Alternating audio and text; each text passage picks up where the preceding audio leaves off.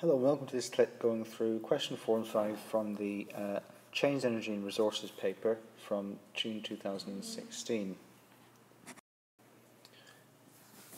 So the fact that these were requested means that there was one or two parts of them that people were struggling with. So it's worth pointing out that question 5 has a section on catalytic converters in cars, which is currently not in the OCR specification. But it's not to say that it might not come back at some point in the future when the specification is reviewed again. But at the time of publishing in 2019, there's not necessarily, you don't need to know about catalytic converters and the chemistry surrounding them. But I'll cover it anyway, because it's of interest. So in question 4, it says the question's about equilibrium catalysts, and it mentions an equilibrium between nitrogen dioxide and dinitrogen tetroxide.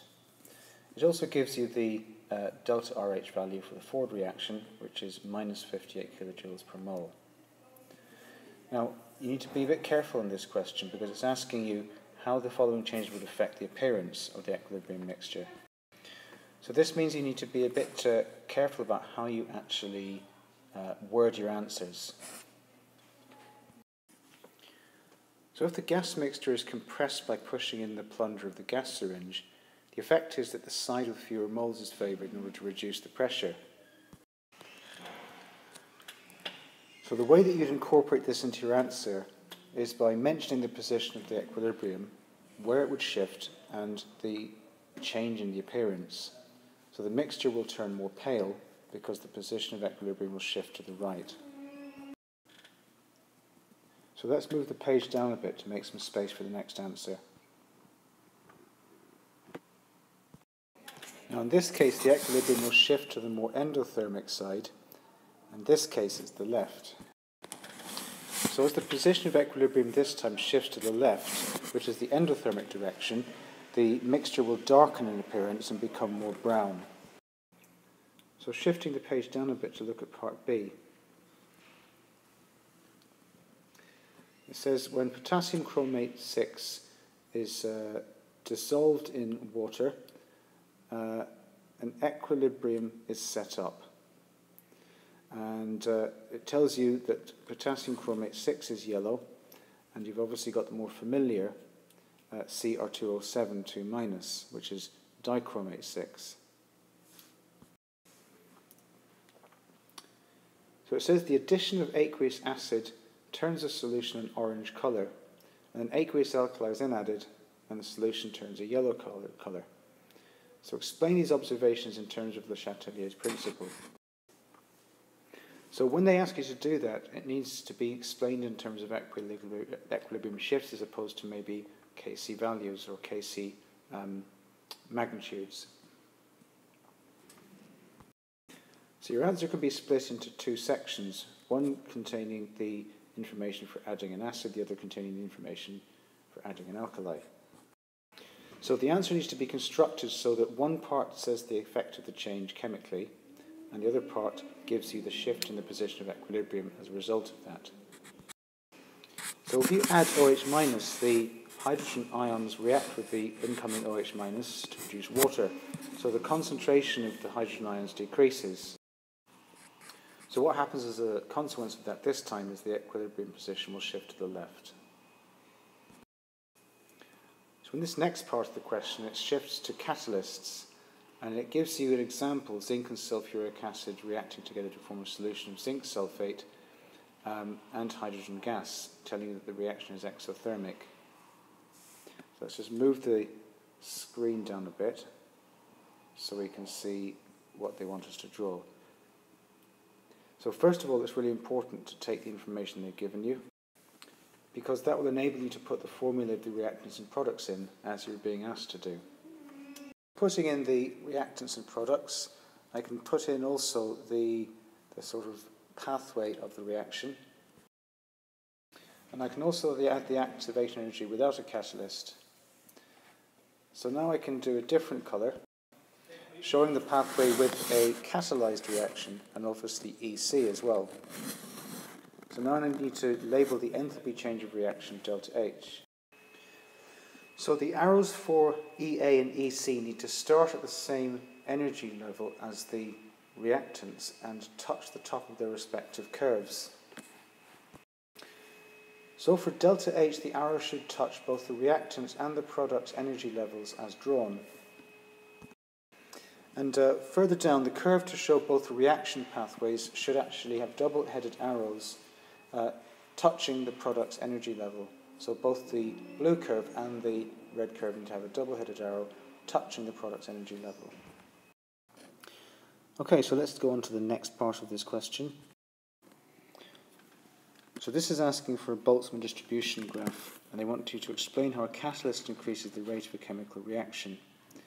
And they want you to also include a label sketch of your Boltzmann distribution on the grid below, and label the axes and any other important features. So think about the part they want you to talk about. It's how a catalyst increases the rate of a chemical reaction, not how different temperatures are plotted. So some of the features that your curve needs to have are included in blue. These are not labels, so I'm not saying that they're part of the answer. So we put the activation energy about 3/4 of the way along. So you put your activation energy with the catalyst to the left of the EA on the energy axis.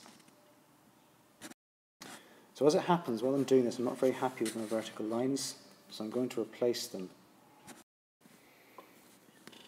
Okay, so now what we have to do is to label the section or shade the section that has the additional molecules that can now have energy over or above activation energy.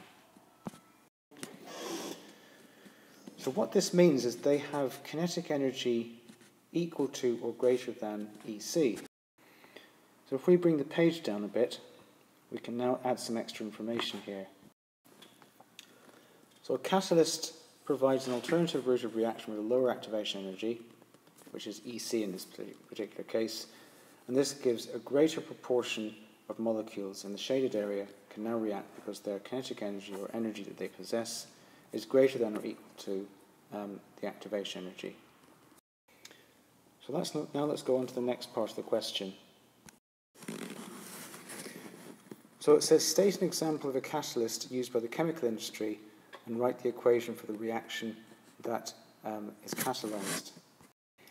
So it's fair to say there's many possible examples here, so I'm going to stick with one that is quite familiar to people, and that's the Haber process.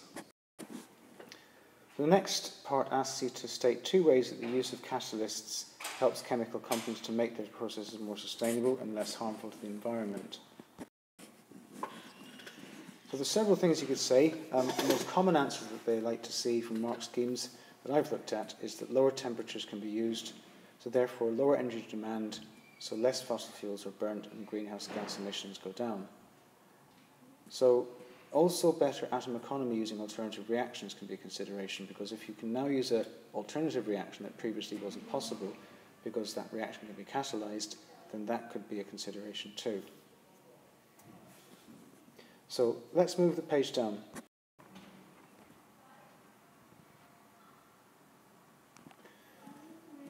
Now, 2 sources of nitrogen oxides in the atmosphere. And there's several things you could say. Now, I know it says in the mark scheme, ignore car engines, but specifically diesel engines give out more nitrogen dioxides than petrol engines. So I think reasonably you could argue that diesel engines could be a possible answer as well. Aircraft engines definitely are a major contributor, but so is lightning, thunderstorms. So now what we have to do in the final bit is equations to show how nitrogen monoxide catalyzes the breakdown of ozone. So by recalling from the textbook what the overall equation for this is, you can easily work backwards from that. So the way to start this off is to write in the parts of the 2 equations that show NO reacting with ozone and NO being regenerated. So by adding in an O2 in the first stage in the products, 2 moles of O2 are now made by combining the 2 half equations, or 2 parts of this reaction. So if you've got NO plus O3 making O2, it would be logical that NO2 is one of the products in the first stage. So NO2 needs to be in the second stage as well. And so does O. So now what we can do is, although it's not required in the question, we can cancel out what appears twice.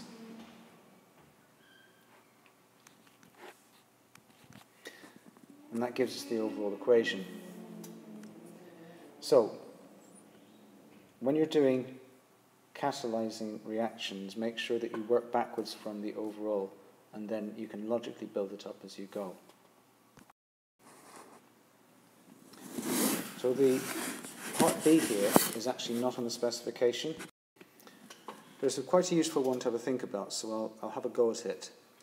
So the general formula of an alkane, that's simple recall.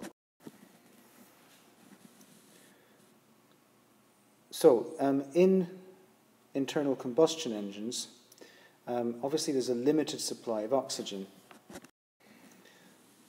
So the limited supply of oxygen contributes to the carbon monoxide formation, and the nitrogen monoxide is made from nitrogen from the air that's sucked into the car engine alongside the oxygen supply. Now from the older specification, you would have been expected to remember that octane, or C8H18, is the major alkane in petrol. So from that recall you could work out that the production of carbon monoxide from that would be the equation I've given you on the screen. So you need to say something about how the nitrogen and oxygen react in hot conditions to make nitrogen monoxide, and your C8H18 burns in limited oxygen to make carbon monoxide. So moving the page down, we can put a little bit more in about how a catalytic converter can reduce carbon monoxide. Now I forgot to say earlier when I was talking about octane, but in the question they actually reminded you of the fact that octane was the major alkane. So it says to use octane to represent the alkanes present. So you could have actually done this without necessarily remembering or knowing that octane happens to be the major alkane in petrol. So in the catalytic converter you get 2 carbon monoxide moles and 2 nitrogen monoxide moles, making 2 moles of CO2 and 1 mole of N2. Now CO2 and N2 are relatively harmless, not as toxic as CO and NO.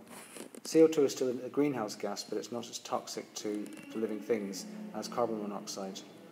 So carbon monoxide and nitrogen monoxide adsorb onto the catalyst surface, and then the bonds are rearranged to make carbon dioxide and nitrogen, which are then desorbed or released from the catalyst surface afterwards.